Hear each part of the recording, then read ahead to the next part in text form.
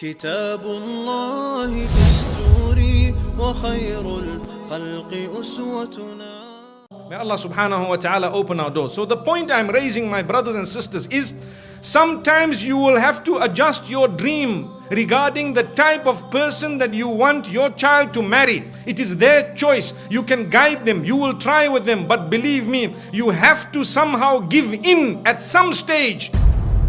If it is a person whom you may not have considered ideal, because sometimes the other option is something which is even worse than what you are disagreeing with. May Allah subhanahu wa ta'ala open our doors. I know of many parents who refuse their daughters to get married to people they want to marry foolishly.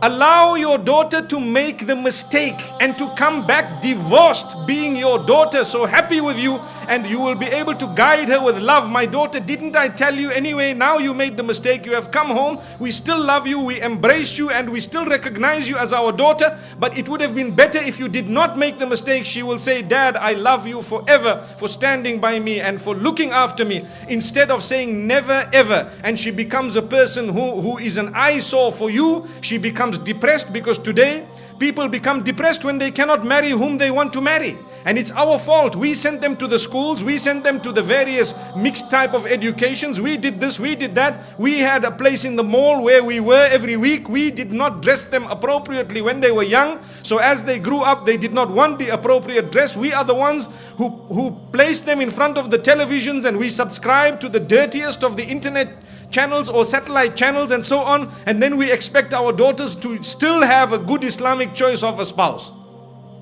Who is the hypocrite? Father of the home. Big hypocrite. May Allah protect us. Why?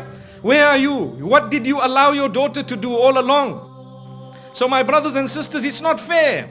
Do you know that when a child is born, Allah gives you almost 100% control over that child? You dress the child, you name the child, you decide when to bath the child, what the child will eat. All control. Don't say, I don't have control over my child. Allah said, I gave you full control when the child was born. That's the time you did not dress the child properly. You never read your own salah. There was no Quran ever played. There was nothing. And slowly, as the child grows up, one by one, Allah takes away the control of elements from you regarding that particular child. So when a child is a little baby, you can give the child a rattle worth 1 rupee, and it will shake the rattle and smile and laugh with you. Let the child become 5 years old, give them the rattle, they will throw it back at your face. Dad, are you playing a fool with me? I need an iPhone. So at a certain stage you had control over the child. What did you do when you had control over your child? Did you guide the child? This is why I say speak to the child earlier, because today we are losing control earlier. You can dress your child how you want when the child is 2 years, 3 years, even if the clothing is torn. Let the child get to 8 years, 9 years. Dad, I'm not wearing these shoes. Why?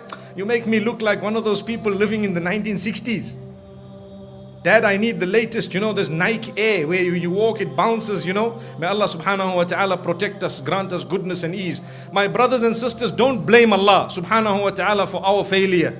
May Allah subhanahu wa ta'ala grant us success. So this is why I say, sometimes we need to adjust. The reason is, how can we allow, or how can we facilitate for our children to live happily ever after when we did not let them marry the person they wanted? We made them marry someone they did not want.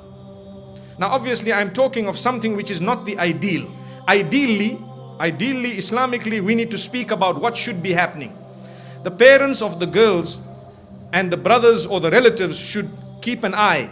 When they see potential husbands for their daughters or their sisters and so on, they should approach the gentleman or his family, or they should speak to their daughter about it. We have so and so, we are trying to, you identify, you speak to them, you let the two meet within the limits of the Sharia, and if they would like to take it further, you take it further. It's your responsibility as a male. That is ideal. And if the daughter says, no, I'm not too happy, don't be angry, no pressure. My sister, you have the right. It is haram in Islam to force your daughter to marry whom you want when she does not want. Totally forbidden. It is a major sin, in fact. You cannot do that. It is her choice. She can say no. At the time of Rasulullah sallallahu alaihi wasallam also, there were those who said, no, I don't want to marry this man, and they were not forced to it. May Allah subhanahu wa ta'ala grant us goodness.